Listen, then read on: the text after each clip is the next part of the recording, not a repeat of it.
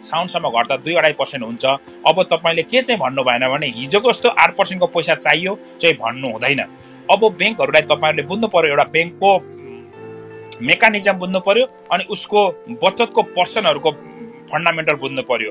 हिजो बचतको पैसा धेर, एफडी को पैसा चाहिँ थोर थियो। आज एफडी को पैसा धेर भयो। टोटल डिपोजिटको 60% हैन, त्यसमा पनि लामो अवधिका पैसा राखे मान्छेले 11-12 दिएपछि बैंकले अस्ति 12-11 दियो नि, त्यसमा पैसा राखिदिए र अहिले पनि 11 मा राख्ने भयो।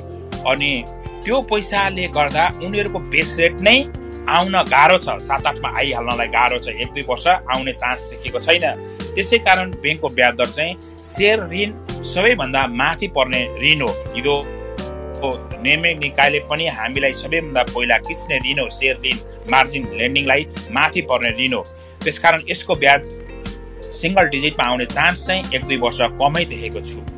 यसको मतलब यो हो कि बिग इन्भेस्टर अलिक महँगो ब्याजमा नयाल्ला कि एउटा दुईटा कुनै कुरा थाहा पाएर भने इनसाइडर इन्फर्मेसन हुन्छ भन्ने कानुन लगाइदिन्छ भने के गर्ने हैन।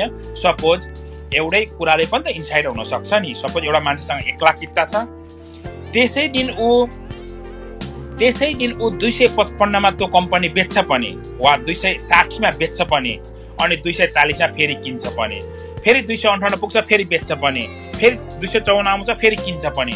अरे के गर्न खोजेको, यो तल आउँदा किनिहाल्ने माथि बेचिहाल्ने भनेर उलाई यो ट्रेडिङ भएन। जुन दिन त्यो आफ्नो कम्पनीको शेयर बेच्छौ त्यही दिन किन्न नपाइने नेम बनाइदियो भने अर्को खतरा हुन्छ हेर्नुस् हैन। आज इनसाइडर लिएर कारबाही भएको चाहिँ पनि देखियो, पत्र पत्रिका पढ्नु भएको छ होला। त्यो कारबाहीको पैसा हेर्नु 75,000 अरे, पोहोर पनि 50,000 लाख एकजनालाई 75। यहाँ स्टक मार्केटबाट करोडौं रुपियाँ इनसाइडर र कमाउने मान्छेलाई 75,000 जरिमाना पनि जरिमाना हो। उसले कति पैसा कमायो भने हेर्ने हो, त्यति नै फाइन लिएर पो डबल लियो भने पो जरिमाना हो त। नत्र त इनसाइडर त गर्दा पनि त्यस्तो खुल्लम खुल्ला गरे पनि ठुलो केस चाहिँ रहेनछ जस्तो देखियो। 75,000 रुपियाँ कम हो। उसले इनसाइडरले कति कमायो भने अनुसन्धान चाहिँ गर्नुपर्छ सेवनले, अनि जति कमायो त्यति नै फाइन लियो भने चाहिँ अनि पो इनसाइडर हुँदैन त हैन। नत्र 75,000 चाहिँ साह्रो थोर हो जस्तो मलाई लाग्छ।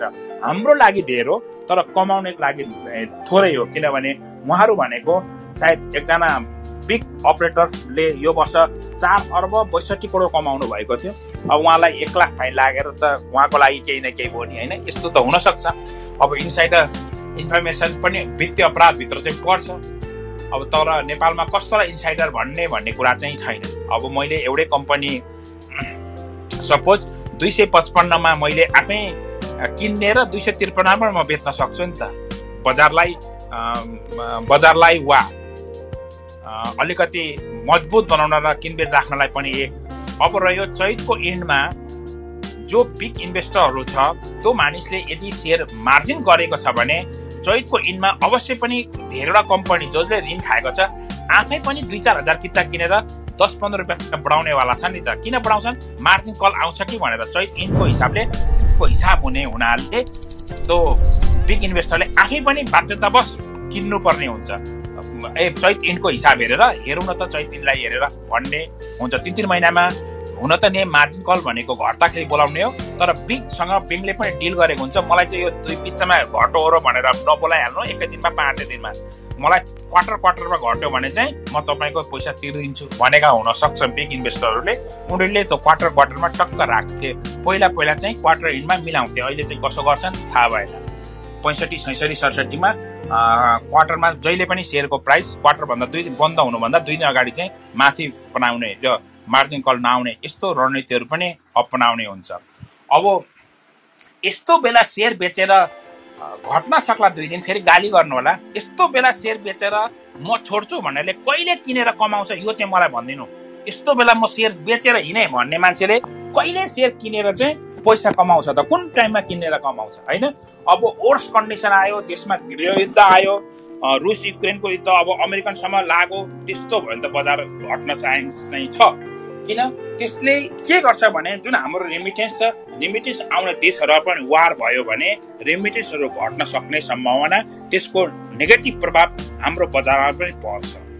यो चाहिँ हो, तर त्यस्तो भइहाल्ने सम्भावना चाहिँ अहिले देखिएको छैन र विश्व वर्ल्ड वार हुन्छ भन्न पनि म सक्दिनँ होइन, हुन्छ भन्ने पक्षमा म छैन होइन। यहाँ एउटा वार दुईटा वार लडेका मान्छे आएर अर्थात् जापानले वार हारेपछि उसको ठाउँमा पहिला ऊ झुक्न सिकाउँछ, ऊ बदला लिएर होइन बदलेर अगाडि बढो भनेर। जापान बदला लिएन कसैसँग, आफ्नो नागासाकी र हिरोसिमामा लगभग 1.5 लाख मान्छेको च्यान भएको जापानिजहरूले आफ्नै आँखा अगाडि देखेका छन्। उनीहरू अर्को त्यो देशलाई फेरि बम हान्न चाहेनन्, उनीहरू त्यो देशलाई सामान बेचेर चाहिँ झुकाउन चाहे।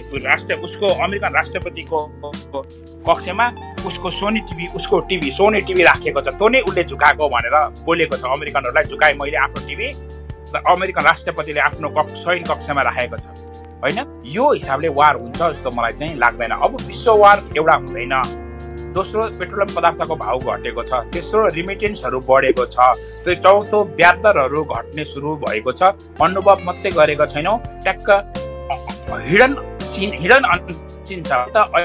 दुईटा ब्याङ्कको कति हुन्छ भनेर क्यालकुलेसन गरेर देखाइसकेँ, हिजो पनि तपाईँलाई सुनाइसकेँ, उहाँहरूलाई टप ठाउँमा पनि सोधिसकेँ हाम्रो ब्याज कति घट्दैछ भनेर। ब्याङ्कलाई त थाहा छ, आजै उसको बेस रेट डेली निकाल्छ, डेली डिपोजिट थाहा छ उसलाई त।